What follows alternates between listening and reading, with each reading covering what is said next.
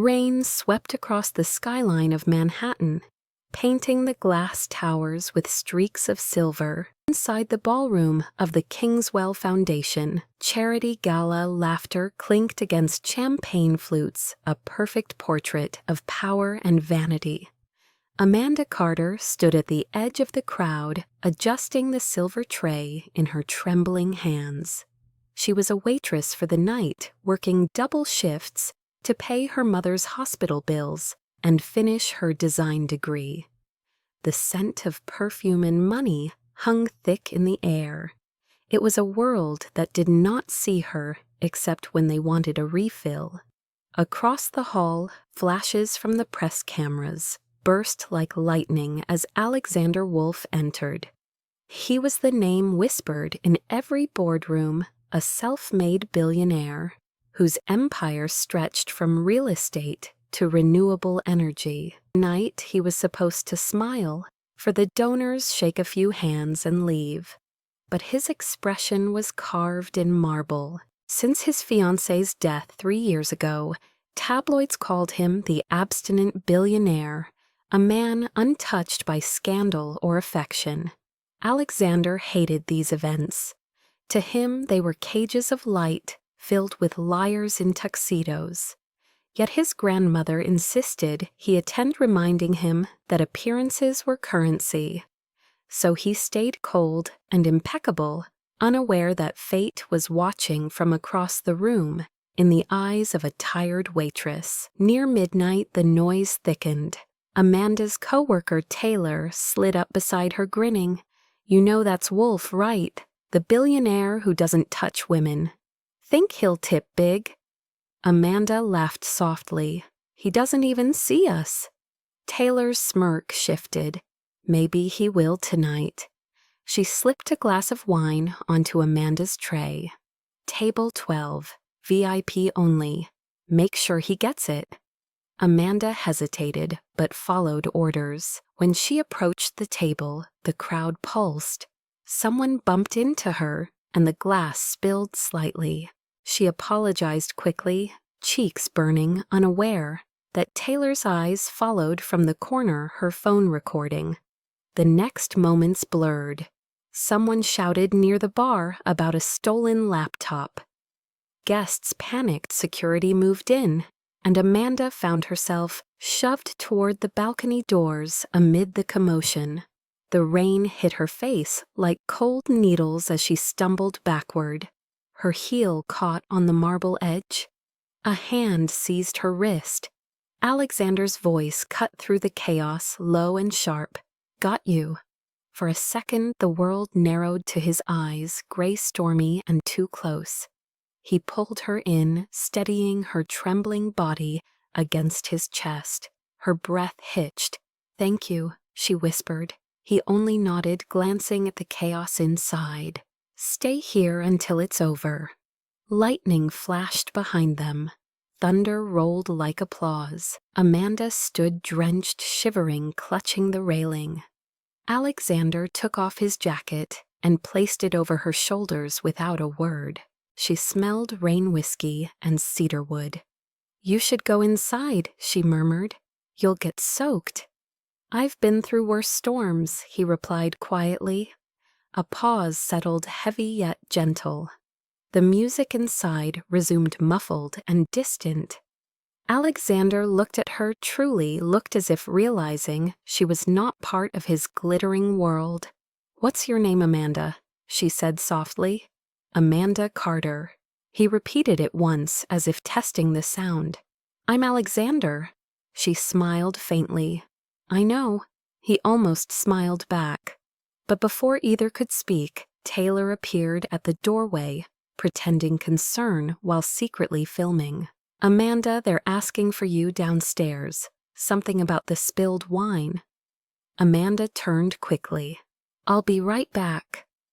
Alexander frowned at the tremor in her voice. "Do you need help?" "No," she lied. "I'll be fine." But when she stepped back into the chaos, a wave of dizziness hit. The world spun. Someone must have switched the glass she'd been holding earlier. The last thing she saw was Alexander's silhouette, rushing toward her before darkness swallowed everything. She woke later in a quiet room, lights dimmed, wrapped in a warm blanket. The sound of rain still whispered against the windows. A shadow moved nearby, Alexander seated on a chair coat, discarded shirt sleeves rolled. He was talking to a security guard in hushed tones. "No need to call the police," he said firmly. "She's just exhausted." When he noticed she was awake, his voice softened. "You're safe. Rest." Amanda blinked, confused. "What happened?" "You fainted, probably dehydration," he said, though his eyes told her he suspected more. He handed her a glass of water. Their fingers brushed briefly, electric, hesitant. "Thank you, Mr. Wolf," she murmured. "For everything." He shook his head. "It's just Alexander." Silence filled the space, threaded with rain and unspoken truths. Outside the storm calmed, but inside something new, stirred, fragile, uncertain. When dawn came, Amanda opened her eyes to find the suite empty. The glass of water stood untouched on the table. On the pillow beside her lay a single black button torn from his jacket, and a note written in hurried ink. "Take care of yourself." She held the button in her palm, not knowing that this small token would change every day that followed. The first light of morning cut through the curtains of Amanda's small apartment in Brooklyn, spilling across piles of sketchbooks and unpaid bills. She woke on the couch with her phone buzzing under her cheek. Her roommate Jess stood over her with a mug of coffee and a teasing grin. "Girl, you dreamed of a billionaire again." Amanda groaned, rubbing her eyes. "If I did, he didn't leave a tip." The two laughed, but beneath Amanda's smile was a lingering unease, an image of gray eyes and rain. Her clothes still smelled faintly of whiskey and cedar. She told herself it was nothing, just exhaustion after the chaotic gala. Outside horns blared and sirens echoed through the street. Amanda dressed quickly and headed to her morning shift at the cafe on Fifth Avenue, her reflection in every passing window reminding her of the invisible line between her world and theirs. Across the river, Alexander Wolf was already awake. His morning began before dawn, as it had for years. He ran 5 miles along the East River, his breath steady, his face unreadable. Discipline was the only thing that kept him sane. The tabloids still printed old photos of him with his fiancée Emily Grant, the actress whose car crash 3 years earlier had become public spectacle.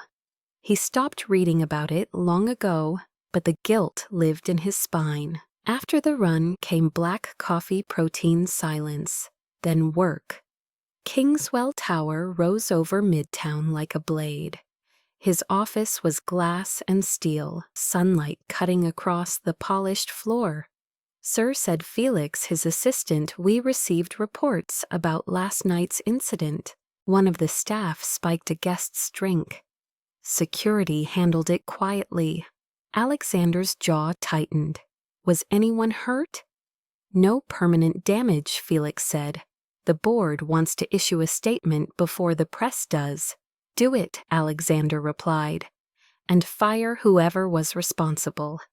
He did not know that the girl he saved, the one whose name still echoed faintly in his mind, was the same one whose employee ID now appeared on his screen under the heading Incident Personnel. Back in Brooklyn, Amanda poured coffee for a line of customers who didn't look her way. She smiled automatically, though her mind drifted back to the night before. The way he had said her name. The black button she kept now inside her apron pocket. When her shift ended, she stopped by the hospital. The air smelled of antiseptic and wilted flowers. Her mother lay half asleep, thin and pale, monitors blinking steadily. Amanda sat beside her, brushing back a strand of gray hair. "I got another shift next week," she whispered. And maybe a design internship soon. Things will get better. Her mother's eyes fluttered open. You look tired, baby. You need to rest. Amanda smiled. I'll rest when you do. Later that evening, she rode the subway home, sketchbook on her lap, earphones blocking the noise. She drew rooftop city lights, anything to distract her from the ache of being unseen. The train jerked and her pencil rolled off her knee. A stranger picked it up, nodding politely. Life went on. Somewhere above those tunnels, in a penthouse that overlooked the same city, Alexander stared out at the skyline he owned but could not feel part of. He had spent years building walls around his company, his heart, his past. People called him cold, but truth was cold was safer than breaking again. The sound of rain last night still echoed in his head. He had carried the girl to the guest suite, made sure she was safe left before sunrise. Yet her voice lingered. Amanda. He said it aloud once, testing the shape of it. Too soft for a man like him. Too human. His grandmother called that afternoon from Boston, scolding him for skipping Sunday dinners. You work too much, she said. A man with no one to come home to is already poor. I'm fine, he replied, though the words felt hollow. She sighed, knowing better. Emily would have wanted you to live again, Alex. He ended the call, staring at the glass reflection of his empty apartment. That night, he reviewed the gala reports again.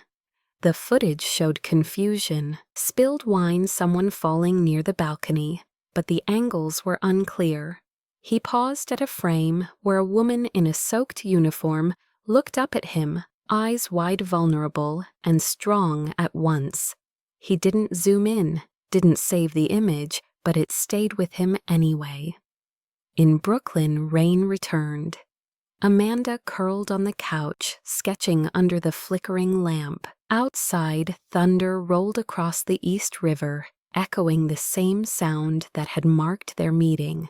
Two worlds turned on apart, yet circling closer, like magnets, unaware they were already connected. She pressed the black button into her palm and whispered to herself. Maybe it meant nothing, but part of her didn't believe that. And somewhere in his tower of glass, Alexander Wolfe couldn't sleep, wondering why he could still smell rain when the city had gone silent. The subway roared beneath the city, like a restless heart, shaking dust from the steel beams above Amanda's head. She clutched the pole with one hand and her sketchbook with the other, fighting the nausea that had stalked her all week. The train lights flickered, and she closed her eyes, trying to steady her breath. A child's laughter drifted through the crowd, sharp and bright against the hum of tired commuters. It struck something inside her, something she couldn't name. When the train lurched to a stop, Amanda's vision swam. The sketchbook slid from her fingers, and the last thing she saw was the blur of strangers before the darkness closed in. At the hospital, the smell of disinfectant hit her first. She opened her eyes to a white ceiling and a nurse checking her pulse. Easy, sweetheart, the nurse said gently. You fainted on the subway. You're dehydrated, but that's not all. Amanda frowned. Not all, the nurse smiled softly, holding a chart. You're about 8 weeks in twins. The words hit like a wave, both terrifying and miraculous. Amanda sat up dizzy. Twins? That's impossible. I mean, it was just one night.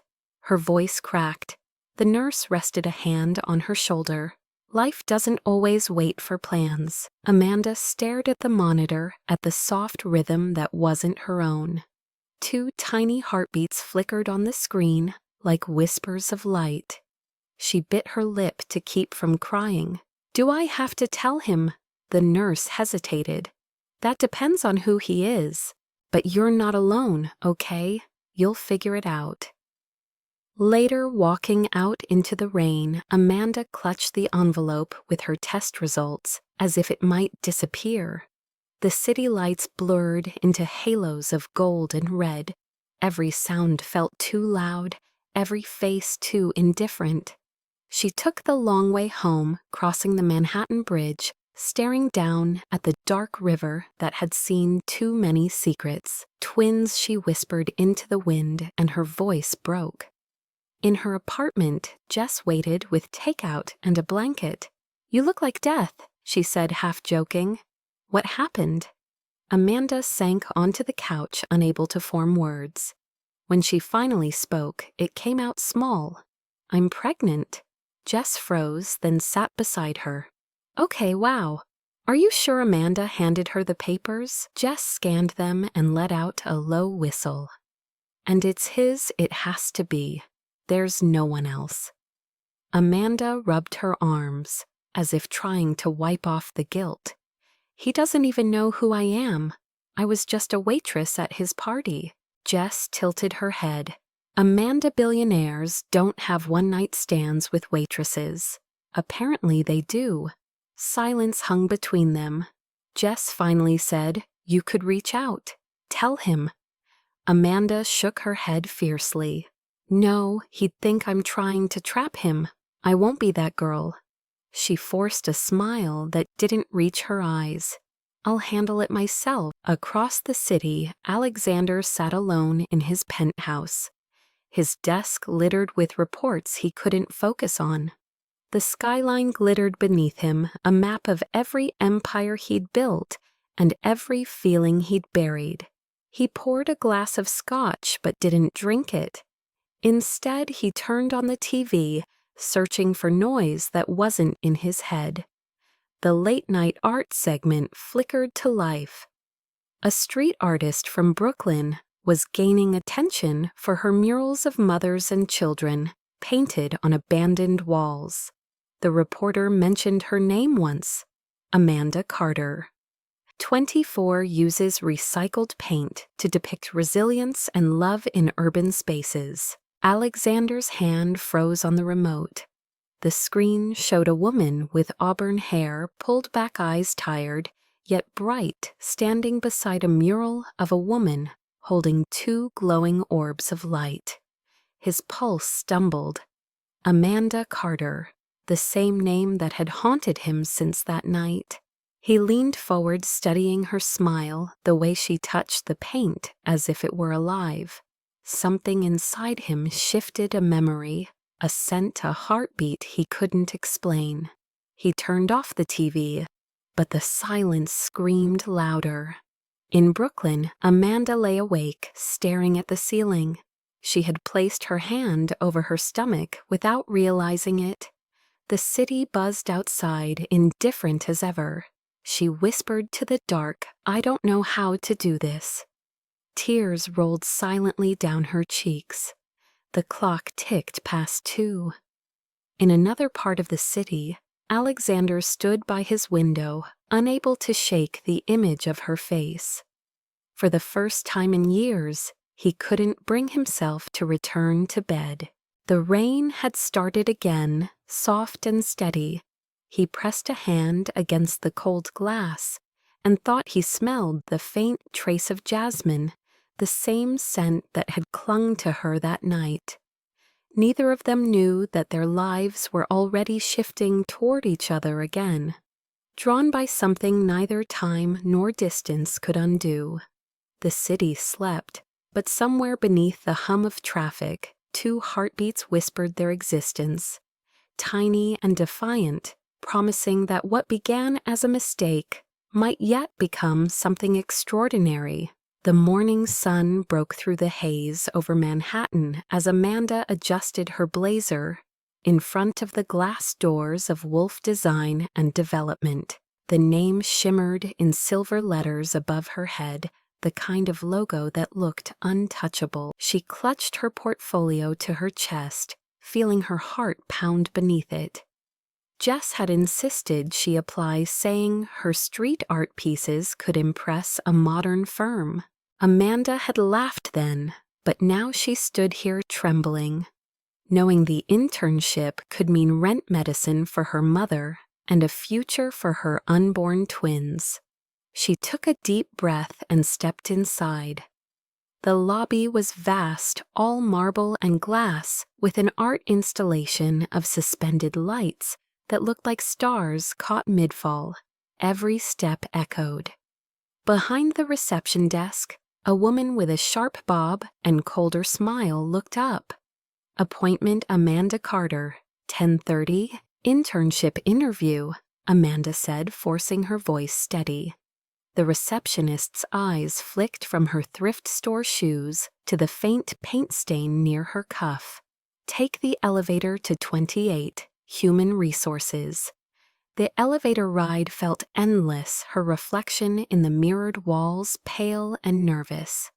When the doors opened, she was greeted by Catherine Hale, the PR director, whose elegance looked weaponized. She was everything Amanda wasn't poised, polished, born, into the world that always closed its doors on girls like her. "You must be the artist," Catherine said, her tone dipped in condescension. "Or should I say waitress? I recognize you from the gala. You spilled wine on a donor, didn't you?" Amanda froze. "That wasn't me. There was a misunderstanding." "Of course there was," Catherine interrupted, flipping a file open. "Every scandal begins with a misunderstanding." "Sit down, dear," Amanda did. Catherine skimmed her resume, lips twitching at the line that said, "Freelance mural artist. Street art, I see. Very grassroots." Amanda nodded, gripping her knees. "I believe design should tell human stories. Even buildings can carry empathy." Catherine arched a brow.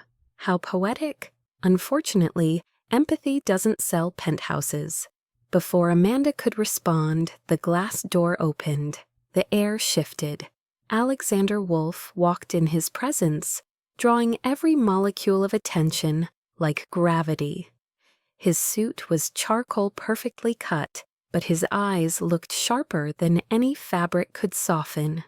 Amanda's breath caught. For a heartbeat, she was back in that sweet rain, whispering against glass, his hand warm on her wrist. He didn't look at her right away, scanning the room with the calm authority of a man who owned it. Catherine stood quickly, smile bright. "Alexander, we're mid-interview, but I didn't know you'd join us." "I wasn't planning to," he said, voice low and even. "Until I saw the applicant list." His gaze finally found Amanda.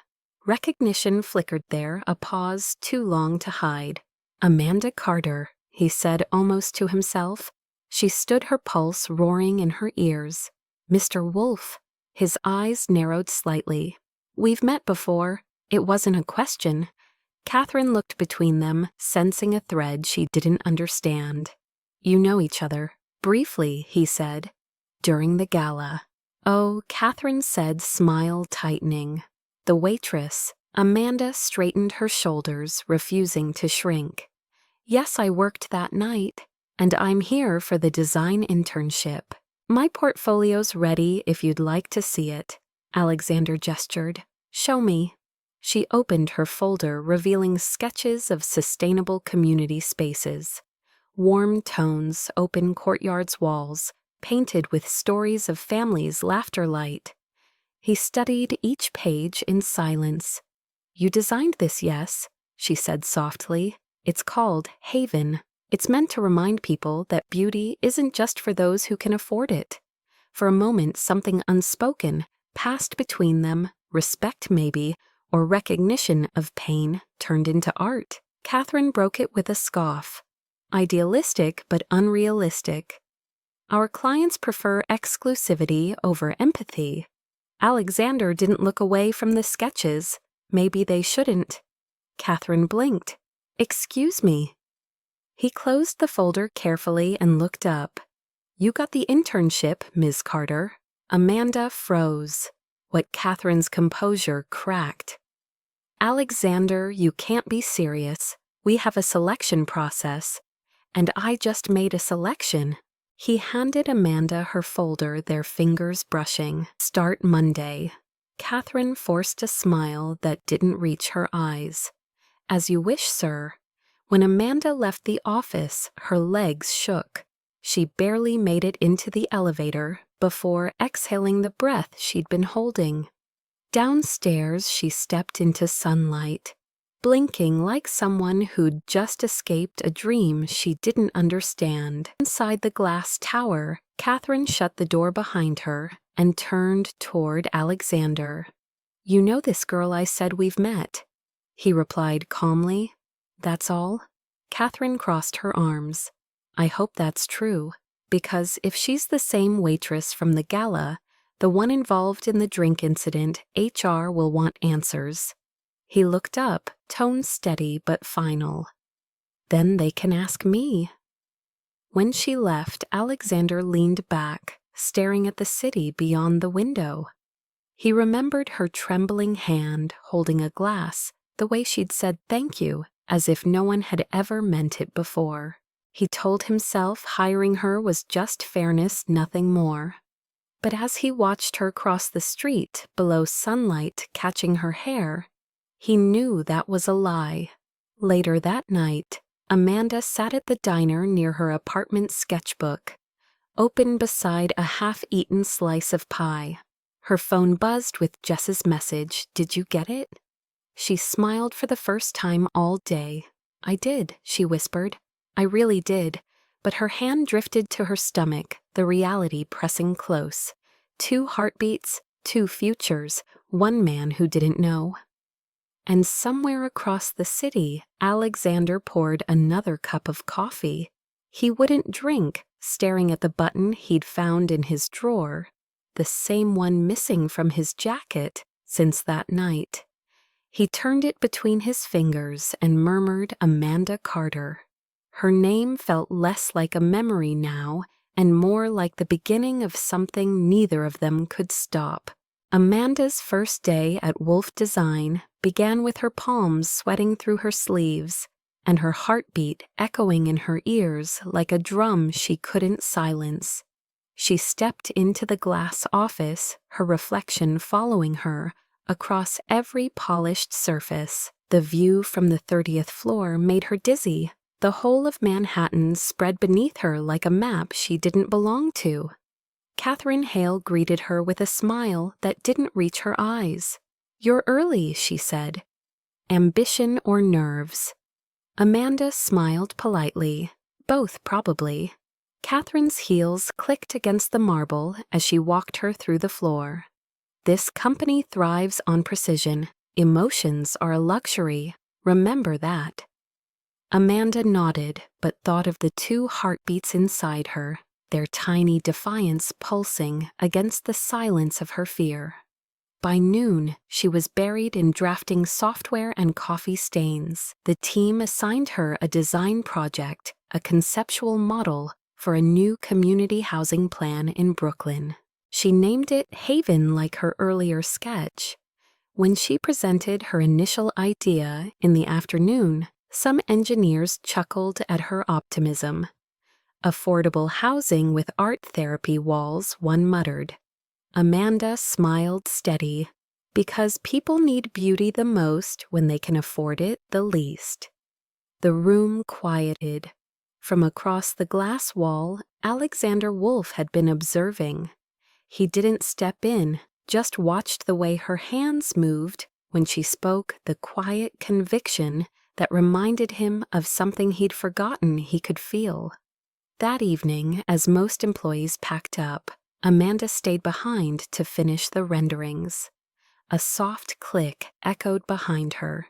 Still here, Alexander's voice said low but calm. She turned, startled. "Mr. Wolf, sir, I was just working." He finished for her, glancing at the screen. "You designed this?" She nodded, nervous. "Yes, I was refining the light distribution in the courtyard. It's meant to mimic the feel of safety." He leaned closer, his cologne faint but grounding. "Safety doesn't come from walls," he murmured. "It comes from people." She met his eyes, caught off guard by the warmth in his tone. Then maybe design can remind people they're not alone, she said softly. A small smile curved his lips. Maybe. Just then the office lights flickered. The building plunged into darkness. A power outage swept across the district. Amanda laughed nervously. So much for safety. Alexander chuckled, a rare sound. Stay still. I'll find a flashlight. His phone light flared to life, cutting through the dark. The glow caught her face, the paint smudge near her temple, the tired resilience in her eyes. You shouldn't be here this late, he said. Neither should you, she replied. For a heartbeat, silence stretched between them, electric, delicate. Then the lights flickered back, on reality intruding once more. She exhaled. Guess the city's not done testing us. It never is, he said quietly. The next day, rumors began to whisper through the office. Catherine had seen Amanda and Alexander together during the outage. She watched every interaction, now sharp as glass. By afternoon, she summoned Amanda to her office. Miss Carter, she said coolly, I heard you've been working late. Dedicated, aren't we? Amanda blinked. I just wanted to finish the project.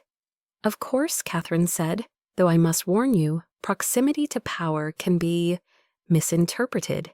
Her tone was sweet, her words poisonous. Amanda bit her tongue. I'm just doing my job. Good. Keep it that way.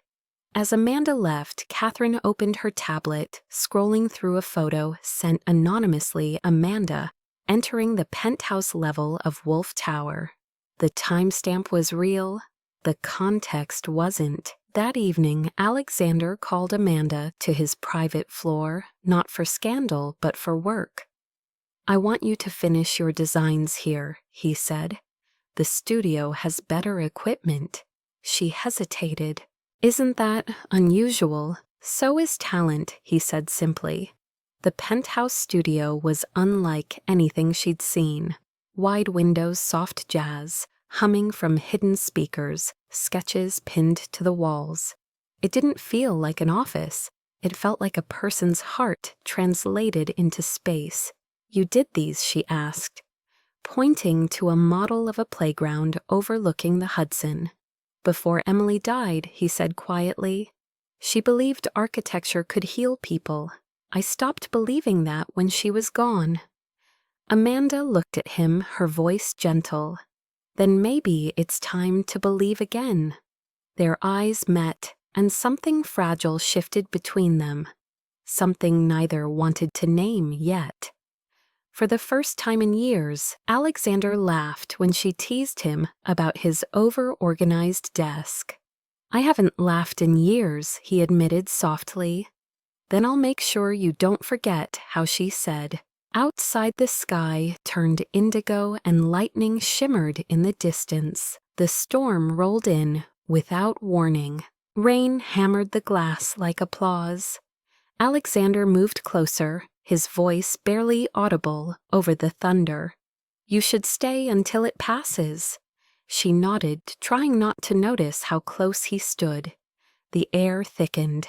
He turned away first, clearing his throat. Coffee only. If you drink one too, she said, smiling. It was the kind of night where silence spoke louder than words. But the illusion cracked days later, when Catherine's hand-delivered envelope landed on Alexander's desk. Inside were hospital records, Amanda Carter, 8 weeks pregnant. The word paternity underlined in red. Catherine's note was short. You deserve to know who's using your company to climb higher. Alexander froze, every memory of her honesty clashing with the cold proof before him. Catherine appeared at his doorway, voice feigned concern. You can't let this go public. The board will devour you. How did you get this? He asked, voice steel. Does it matter? She said smoothly. If the press finds out the abstinent billionaire has an intern carrying his child, your empire collapses overnight. His eyes darkened. Leave my office, now. But the damage was done. Outside, Amanda worked quietly in the studio, unaware that the ground beneath her was already cracking. Catherine watched from the elevator satisfied. The first storm had been weathered. The second was just beginning. In his office, Alexander stared at the photo of Emily on his shelf and whispered, "Not again." The city lights flickered across his reflection, fractured and fading as thunder rolled through Manhattan once more. The morning the headlines hit the city was already drenched in rain. Amanda stood frozen on the subway platform as the news alert flashed across every phone screen and billboard. Abstinent billionaire Alexander Wolf impregnates his intern. Her chest tightened. Her phone buzzed endlessly, messages from coworkers, unknown numbers, even reporters. She wanted to scream, but the sound caught in her throat. At Wolf Tower, the air was sharp with silence. Employees whispered in corners, screens lit with gossip sites replaying her name. Catherine Hale walked through the hall with quiet satisfaction, pretending concern while watching chaos bloom. By noon, Amanda was summoned to HR. The man across the desk looked uncomfortable. "Miss Carter, until this situation is clarified, we have to suspend your internship." "Clarified," she said, voice trembling. "There is no situation. It's not his." "We're not accusing you," he said, eyes down. "But the board is under pressure." Her breath hitched. "So I'm punished for existing?" He didn't answer. When she left, heads turned, but no one spoke. Outside, the rain was relentless. Across town, Alexander faced his own storm. The board meeting was brutal voices shouting about reputation investors' trust. "You built your brand on integrity," one member barked, and now this Alexander stood by the window unmoving. "The story's false," he said coldly. "Then prove it," another challenged. He didn't reply. There were no words that could erase the image already burned into the world's mind. When the meeting ended, he walked through the hallway like a ghost. His assistant, Felix, followed. "Sir, do you want me to trace the leak?" "Find who started it," Alexander said quietly, "and protect her from the press." "She's already being hounded," Felix replied. "They're camped outside her building." Alexander's eyes flickered with something fierce. "Then I'll handle it." That night, Amanda tried slipping home through the back alley, hood pulled low, but cameras flashed like lightning. "Amanda, is it true? Are you after his money?" "What about the twins?" The last question froze her mid-step. "How do you know about that?" she whispered. A woman with a microphone smiled cruelly. "Hospitals talk, Ms. Carter. Congratulations." Amanda pushed past them, her breath shallow. Upstairs, her mother sat watching the TV, tears streaming down her face. "Sweetheart, what's happening?" "It's lies, Mom, all of it. But they're saying I know what they're saying." Amanda snapped, then covered her mouth, guilt flooding her. "I'm sorry. I can't breathe." Her mother reached for her frail hand, trembling. "Come here, baby." Amanda collapsed into her arms, sobbing until she could no longer tell where the pain began. The next morning, the hospital called. Her mother had fainted overnight from stress. Amanda rushed there, heart pounding, but even the nurses avoided eye contact. The world had already judged her. On the news, Catherine appeared under the guise of professionalism, denying involvement. "It's an unfortunate situation," she said. "We support all women, but reputation matters." Watching from his penthouse, Alexander slammed the remote so hard it shattered. He called Felix. "I want everything on Catherine Hale. Emails, security footage, contacts. Sir, the board. To hell with the board." He hung up, grabbed his coat, and left before Felix could stop him. He found Amanda, hours later, standing on the Brooklyn Bridge, rain soaking her through wind whipping her hair. She held her phone in one hand, her mother's hospital bracelet in the other. When he stepped closer, she didn't turn. "Don't," she said quietly. "Don't pretend to care. The moment this went public, you disappeared." "I was trying to fix it," he said. "By hiding." She laughed bitterly. "You think because you have money, you can manage feelings like damage control. You think I wanted this," he snapped. "You think I enjoy seeing you hurt. Then why didn't you stop it?" He had no answer. The rain fell harder. "Don't run from me again," he said finally, voice breaking the noise. "You can't fix this," she whispered. "Watch me." He took off his jacket and wrapped it around her just like that first night. "You need somewhere safe," he said. "Come with me." She wanted to refuse, but exhaustion won. He led her through the storm to a secluded house near the Hudson River, quiet, hidden by trees, the kind of place built to forget the world. When they arrived, he guided her to the couch, made tea, and sat across from her watching the fire crackle. She looked small beneath his coat. "Why are you doing this?" she asked. "Because I should have protected you sooner." "You can't protect me from the truth." He leaned forward.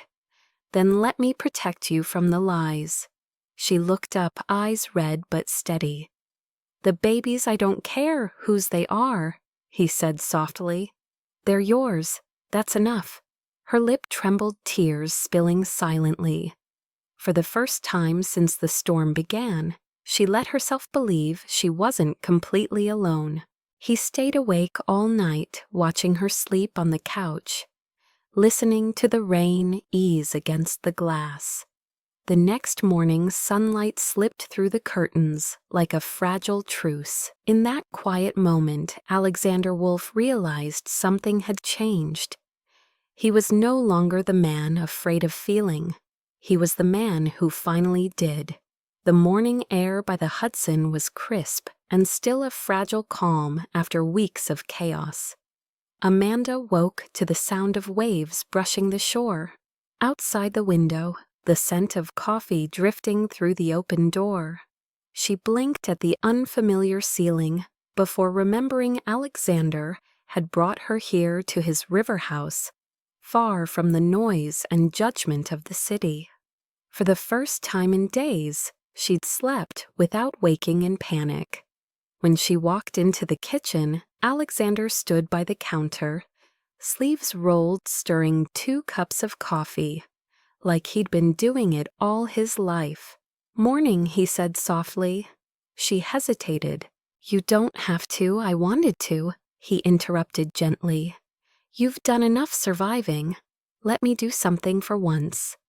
She sat down, eyes flickering toward the window where light spilled across the wooden floor. "I can't hide here forever," she murmured. "They'll move on eventually," he said. "The world always does. But I'll still be the headline," she whispered. "The intern who seduced a billionaire." His expression darkened. "You didn't seduce me." She looked up. "Then what was it?" He paused, choosing his words.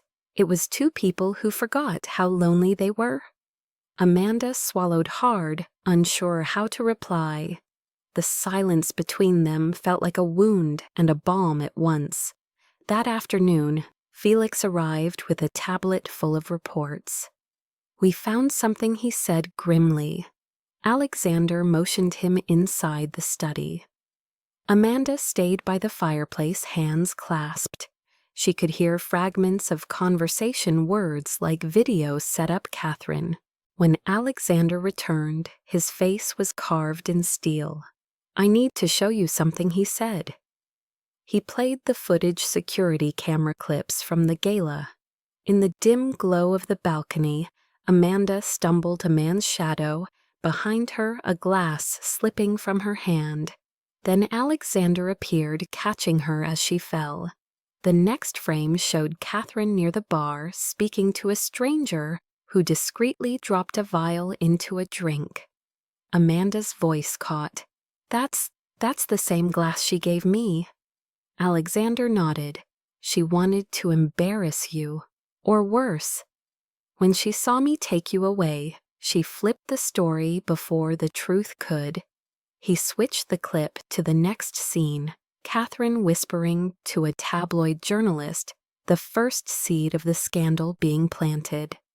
Amanda pressed her palms to her mouth, shaking. "She ruined everything. My job, my name, my mother." "No," Alexander said firmly, taking the tablet from her trembling hands. "She tried, but she failed. I won't let her destroy you." "Why are you helping me?" she whispered. He hesitated, then said quietly, "Because that night when I caught you, I thought I was saving you. But somewhere along the way, you started saving me." She stared at him, her eyes glistening. "You don't even know me. I know the way you look at the world, like it still deserves beauty," he said. "I know you stayed kind when it would have been easier to be angry." He took a step closer. "And I know I can't stop thinking about you." Her breath trembled. "Amanda," he said, voice breaking. "If that night was a mistake, then it's the only one that made me feel alive." She blinked away tears. "And now we're both paying for it with 2 heartbeats." His gaze dropped to her stomach. Without a word, he knelt before her and rested his hand lightly against her side. She covered his fingers with hers, the contact sparking something deep and fragile. "I'm sorry," he whispered, "for believing the noise before believing you." "You didn't owe me anything," she said. "I didn't need you to fix it. I just needed you to see me." "I do now," he said, "and I won't look away again." The fire crackled softly behind them. She could see exhaustion in his face, but also something else, hope raw and uncertain. When he rose, his voice was firm. "She won't get away with this. I'll expose her. Then she'll come after you," Amanda warned. "Let her," he said. "I've faced worse monsters than her." The next day, Alexander called a press conference at Wolf Tower. Cameras lined the hall. Catherine watched from the wings, smug behind her polished smile. When he stepped up to the podium, the room fell silent. "There's been a story circulating," he began, voice steady, "about me and about a woman who doesn't deserve the cruelty she's faced. I'm here to set the record straight." He looked directly at the cameras. "That woman was not my mistake. She was my victim of lies, manipulation, and an attempt to destroy her reputation to reach mine." The room erupted in murmurs. Catherine's smile froze. "The real story is this." Alexander continued showing the footage. Gasps rippled through the reporters. Catherine's face blanched on screen. "She drugged a drink that night. Amanda Carter was the one who nearly paid with her life. I was there. I saw it." The crowd erupted again, flashes blinding. "Mr. Wolf," a reporter shouted, "are you saying you're innocent?" "I'm saying she's innocent," he said simply. "And that's what matters." Catherine lunged forward, shouting denials, but security intercepted her. Within hours, the footage spread online. "Justice for Amanda" trended across the country. Catherine Hale was placed under FBI investigation for data tampering and defamation. Amanda watched the news from the River House, tears streaming silently. Her phone buzzed endlessly, messages of support, apologies from strangers, offers of work. But all she wanted was peace. That evening, Alexander returned. He looked tired but lighter somehow. The weight of silence finally lifted. "It's over," he said. She stood by the window, watching the sunset turn the river gold. "You didn't have to ruin yourself for me." "I didn't ruin anything," he said softly. "For the first time, I did something right." He stepped closer, until his reflection merged with hers on the glass. "You once said design could remind people they're not alone," he murmured. "You reminded me too." She turned toward him, heart racing. "So what now?" "Now he said we build something honest." She smiled faintly. If you'll let me." Her reply was a whisper. "Then let's start with forgiveness." His hand brushed her cheek, his thumb catching a tear. Outside, the last of the daylight bled into the water, and for the first time in a long time, neither of them was running. The following week unfolded like a dream Amanda didn't quite trust. The storm had passed, but the sky still felt too quiet. Reporters had shifted their focus elsewhere. Catherine's name dominated headlines for all the wrong reasons, and Alexander's press statement was hailed as the boldest act of corporate integrity in years. Yet beneath the calm, Amanda sensed unfinished danger. Redemption never came without a price. Alexander had returned to work facing the board's fury and the public's fascination. Every investor wanted reassurance that Kingswell's empire wasn't falling apart, and every journalist wanted to know what Amanda Carter meant to the abstinent billionaire who had just rewritten his own narrative. That morning, Amanda arrived at the tower for the first time since the scandal broke. The receptionists smiled awkwardly, their eyes apologetic. The whispers had changed tone now from ridicule to respect. She wore a simple navy dress, her hair tied back dignity, replacing fear. Catherine's glass-walled office stood empty blinds, drawn a silent monument to deceit. Felix met her at the elevator. "Mr. Wolf's expecting you," he said, offering a smile that actually reached his eyes. When the doors opened, Alexander was standing by the window, the city stretching endlessly below. "You shouldn't have come," he said softly. "It's your first day back, not mine?" "I wanted to," she replied. "You told the world the truth. I can face it too." He turned the sunlight, catching the faint exhaustion in his face. "You've already faced more than enough." "That doesn't mean I stop standing," she said. Something in her tone made him smile, a quiet pride he couldn't hide. "You sound like someone who belongs here," he murmured. "I'm still figuring that out," she said. He gestured toward a portfolio on the desk. "I approved your Haven project. We're building it." Her breath caught. "You're serious completely. You designed it to give single mothers a home. Let's make it real." Amanda stared at him, emotion flickering between disbelief and gratitude. "You don't owe me this." "I don't," he agreed. "But I owe the world something better than what we built before." The moment was fragile, almost tender, until the door burst open. A security guard rushed in, panic in his voice. "Sir, there's been a breach in the communications system. Someone accessed internal files, your personal correspondence." Alexander's jaw tightened. "From where remote access? Through the media division," the guard said. "It's being traced." Felix entered seconds later, pale. "It's Catherine. She's out on bail. She sent encrypted files to global press emails between you and Amanda." Alexander's expression hardened. "She's not finished," he said quietly. "Then we finish it," Amanda said, stepping closer. "How we don't hide," she replied. "We face her." He looked at her, and for the first time there was no trace of hesitation. Together, then. That afternoon, Catherine's face flashed across every screen, her exclusive tell-all interview filmed from a luxury hotel. Her voice was calm, practiced, the venom wrapped in charm. "Alexander Wolf isn't a savior," she declared. "He manipulated the narrative. That in turn, she was part of it all along. She planned everything to trap him. I only exposed what was already happening." Amanda sat beside Alexander in the conference room, the world watching her be dismantled again. "She won't stop," Amanda said quietly. Alexander leaned forward, elbows on the table, eyes fixed on the screen. "Then we'll make sure this is the last lie she tells." He pressed a button, patching into the live feed.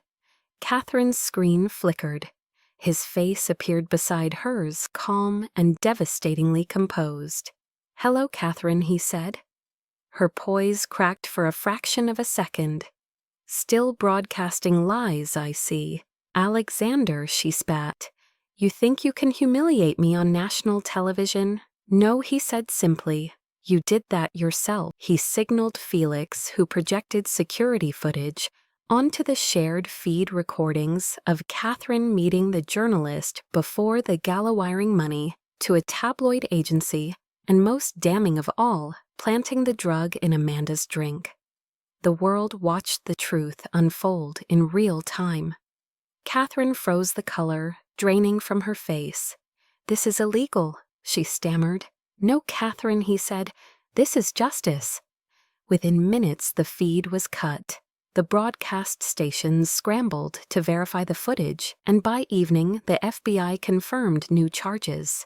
Catherine Hale was arrested at her hotel, surrounded by flashing cameras and shouting reporters. The internet erupted again, but this time in celebration. From waitress to warrior trended across every platform.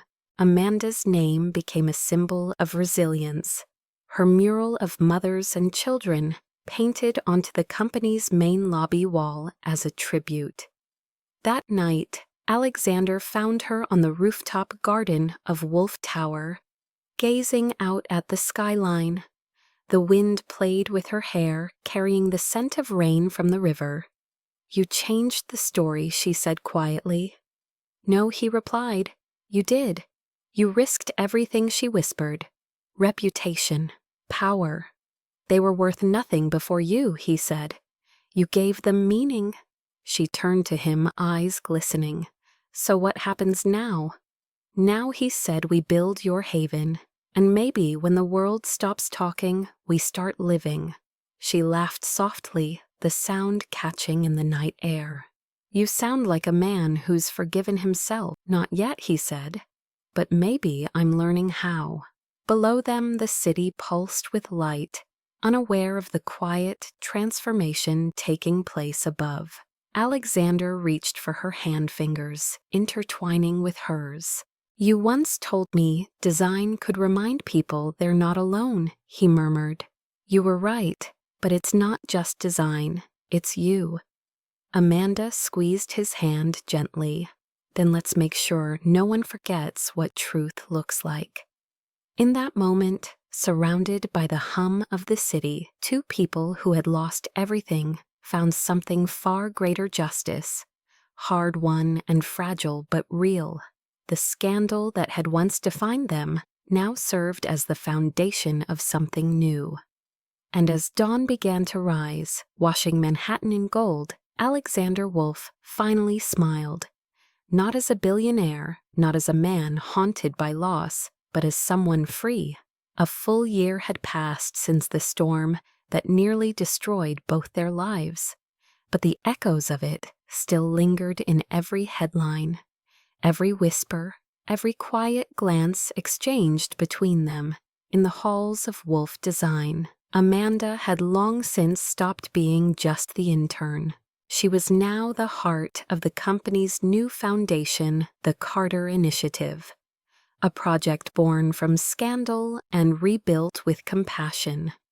It offered grants to single mothers, scholarships to young designers, and housing to women who once thought the world had forgotten them.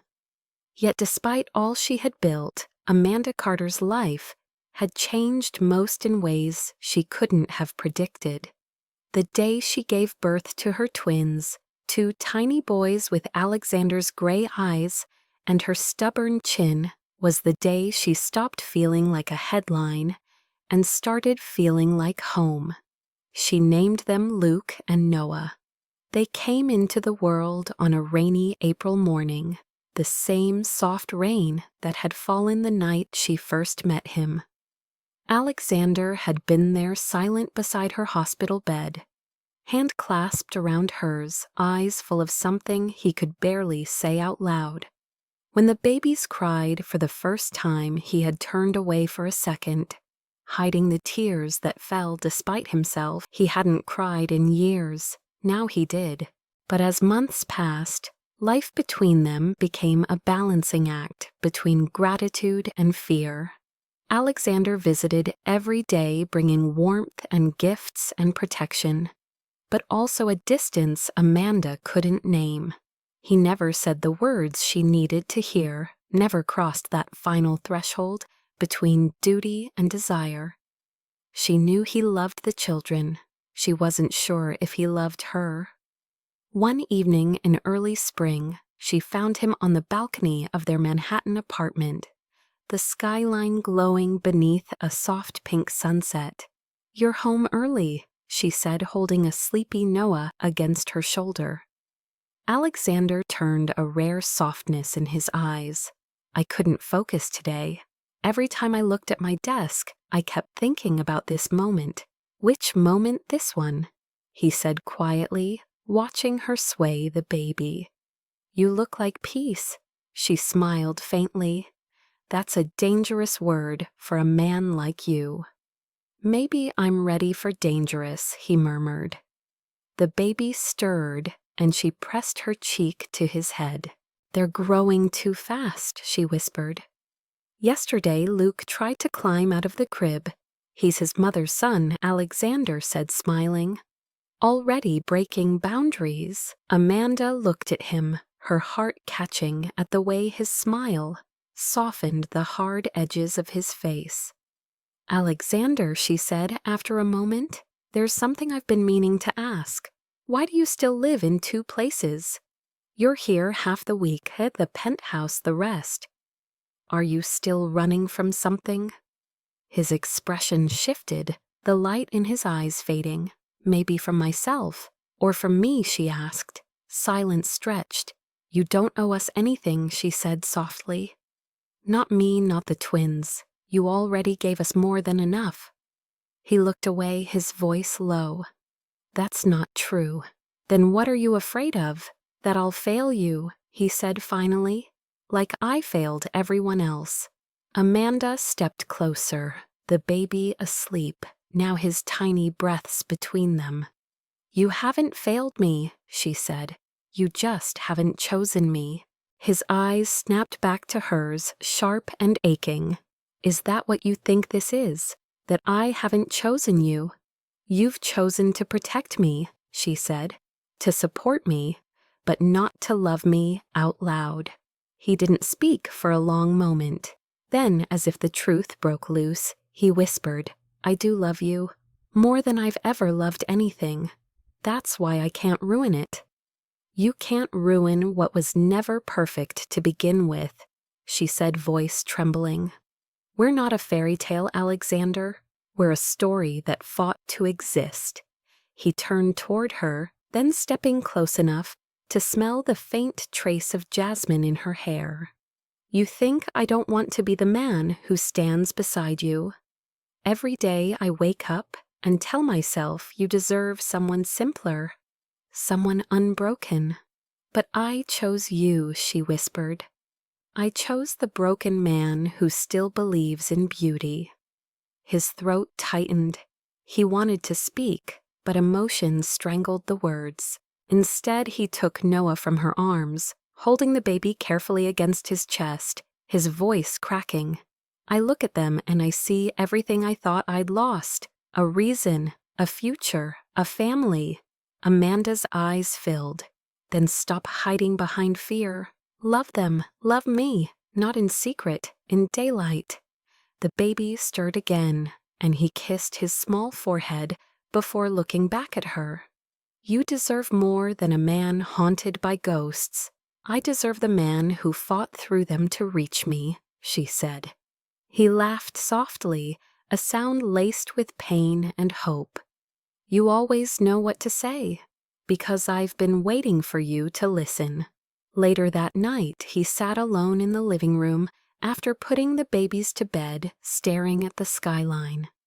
The question she'd asked, "Why haven't you chosen me?" echoed in his head. He thought of all the years he'd spent hiding behind the armor of success, afraid of what it meant to be vulnerable. And then he thought of Amanda, her laugh, her strength, the way she faced humiliation and still stood taller than anyone he'd ever known. He realized love wasn't a weakness. It was the only thing that had ever saved him. The next morning, he announced his resignation as CEO of Wolf Design. The board was stunned, investors outraged, but his decision was final. "This company can survive without me," he said calmly, "but the world can't survive without change." He left the glass tower that had been his fortress and went straight to Amanda's office, where she was preparing for a presentation. She looked up in surprise as he walked in, tie undone, eyes fierce. "What did you do?" she asked. "I quit," he said simply. "You what?" "I stepped down. I'm starting something new, the Carter Initiative. In your name. For single mothers, for artists, for second chances." She stared at him, overwhelmed. "Alexander, why?" "Because I don't want to just build skyscrapers. I want to build meaning. With you." He walked closer, taking her hands. "I've spent years building walls. You walked in like sunlight and tore them down. And I realized something. I don't want to live without that light." Her voice trembled. "You're saying this like it's a proposal?" He smiled faintly. "Maybe it is." She shook her head, tears threatening. "I can't marry gratitude, Alexander. I won't." His expression didn't falter. "Then don't marry gratitude. Marry love. And if I can't trust that love will last, then I'll spend every day proving it does," he said. His words silenced the world between them. Amanda stared into the eyes of the man who had once been untouchable and now stood before her, stripped of every defense. She stepped closer, whispering, "If you mean it, show me." "Not with promises, with presence." "Then stay tonight," he said softly. "See the man I am without the world watching." That evening, he took her and the twins to Central Park. Snow began to fall light as breath. Luke and Noah giggled in their stroller, tiny hands reaching for the flakes. Alexander knelt beside them, his breath fogging in the cold. "When I was their age," he said quietly, "my father told me men don't cry. I think he was wrong." "You were wrong about a lot of things," she teased, smiling through tears. He looked up at her, Snow, caught in his hair eyes, full of something vast and tender. "Amanda Carter," he said softly, lowering his voice until it broke. "You gave me back my life. Let me spend it with you." He reached into his coat pocket and pulled out a small velvet box. Inside was a ring of simple gold, carved with two intertwining lines, like paths meeting halfway. "This isn't the empire I promised myself," he said. "It's better. It's home." She stared at him, breath shaking. "Alexander Wolf, are you proposing to me in the middle of Central Park?" "Yes," he whispered, "because this is where the city breathes again. Where I do too." She laughed through tears. "You're impossible." "So are you," he said, smiling. She looked at him for a long moment, snow gathering on her lashes. "Say it again," she whispered. "Say what? That you love me."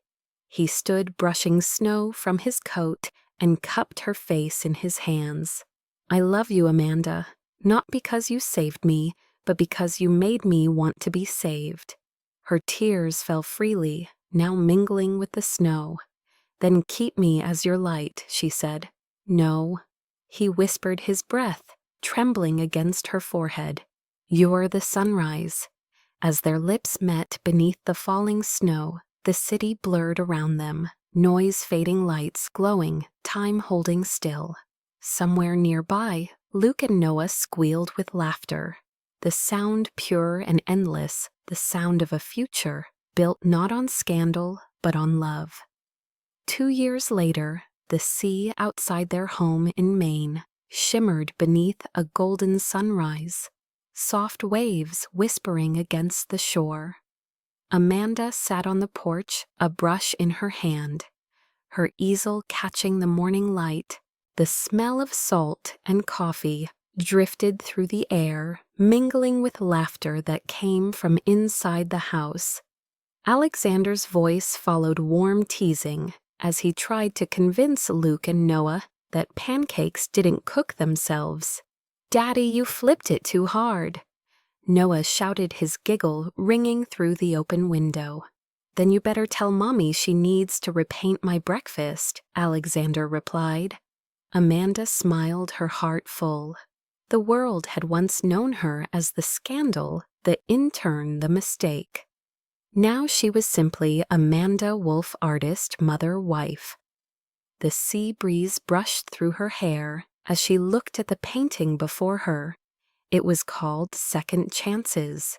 2 hands holding 2 small hearts, light streaming through the cracks. Where once there had been only darkness, she had started it the night before their wedding, unable to sleep. Her thoughts circling around the journey that had brought them here. A one-night encounter that became a lifetime, a storm that nearly drowned them both, only to teach them how to swim. "You're painting again," Alexander said, stepping outside with a mug in hand. His hair tousled, his smile easy. He leaned down, kissing her forehead. "What's it called this time?" "Second Chances," she said softly. "Of course it is," he said, glancing at the strokes of light across the canvas. "You always did find beauty in what's broken, and you found peace in what's real," she replied, looking up at him. He chuckled. "Peace, maybe. Real, still working on it." She reached for his hand, the gold band on his finger, catching the sun. "You're getting better at this thing called happiness. That's because you make it look easy," he said. She smiled faintly.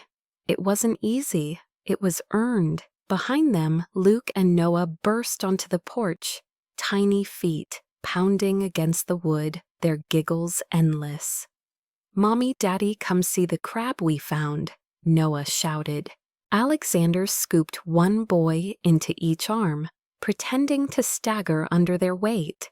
"2 crabs are enough for one man," he said, laughing. Amanda followed them to the beach, her bare feet sinking into the cool sand.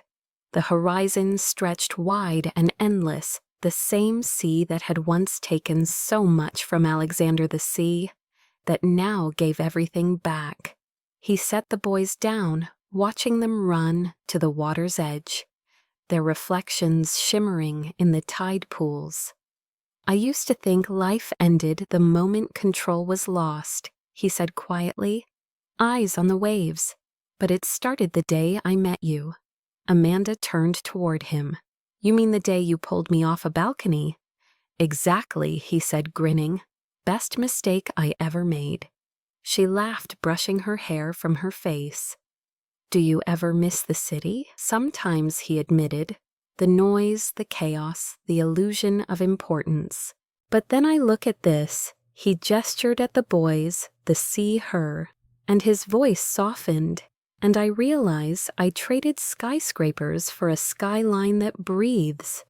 "You sound like a poet now," she teased. "No," he said, slipping an arm around her waist. "I just learned to listen to the quiet." They stood there for a long while, watching their children chase waves and sunlight the world simple again. "What will you tell them when they're old enough to ask?" Amanda murmured. "About us." "That love doesn't always look perfect," he said. "Sometimes it starts as a scandal, sometimes as a mistake. But if it's real, it finds a way." She nodded, leaning into him. "And what will you tell them about second chances?" "That they're not given," he said softly. "They're built one honest day at a time." As the tide rolled in, Amanda looked at her sons, their laughter, their wonder, and felt the quiet ache of gratitude bloom in her chest. She had once stood on a bridge, ready to disappear. Now she stood at the edge of the world, surrounded by everything she never dared to dream. The sun climbed higher, painting their faces in gold. Alexander brushed a kiss against her temple. "You know he said I still have that button." She blinked. "The one from your shirt from that night," he said. "The night everything changed." She laughed softly. "You kept it all this time. Reminds me what happens when you stop being afraid to fall." Amanda turned toward him, her eyes warm. "Then keep it," she whispered. "But remember, falling isn't the end. It's how we learn to fly." He smiled, pulling her close, the sound of the ocean rising around them like applause. The boys ran back, clutching shells, their hair gleaming in the light. "Mommy, Daddy, look, 2 hearts," Luke said, holding up 2 shells perfectly shaped like halves of one whole. Alexander crouched down, his eyes shining. "You found the missing pieces." Amanda met his gaze, her voice a whisper, carried by the wind. "No," she said, "we made them." As the waves broke gently against the sand, the camera of memory seemed to pull back their laughter, echoing the house behind them, glowing in the morning sun. A voice, quiet and certain, lingered like the sea breeze.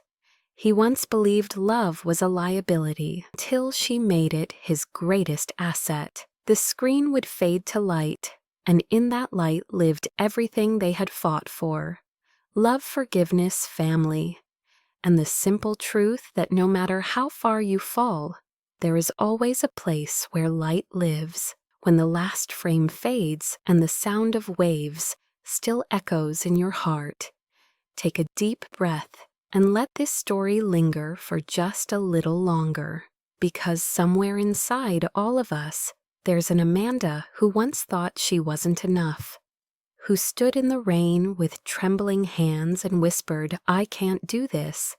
And there's an Alexander who built walls so high no one could ever climb them until love did.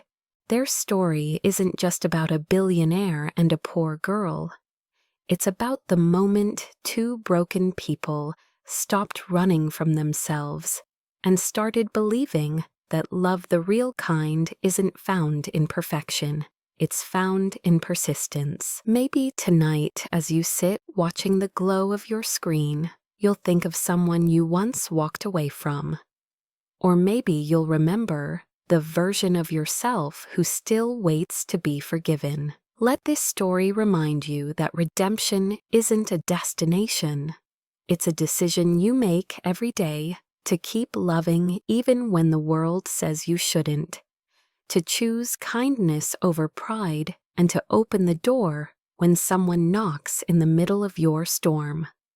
If this story touched something deep inside, you don't keep it to share it with someone who needs to believe that second chances exist, with someone who's forgotten how it feels to be seen, with someone who needs a little light. Because that's how stories like this live on, not through screens, but through hearts that recognize themselves in the telling. And if you've ever fallen, ever lost everything you thought defined you, and somehow found the strength to begin again, then you already know what Amanda and Alexander discovered by the sea: that love doesn't rescue you, it rebuilds you. So before you go, take a moment to hit that subscribe button, because here every story is a heartbeat, every ending a new beginning. Join this community where stories heal, where every tale reminds you that no life is too broken, no heart too late to be found again. Leave a comment, tell me where you're watching from. Tell me who you were thinking of when you heard his words, "You're the sunrise." And maybe, just maybe, you'll realize that those words weren't meant only for Amanda, they were meant for you too. Because no matter where you are, No matter how dark the night has been, there is always a place where light lives, and tonight you've found it.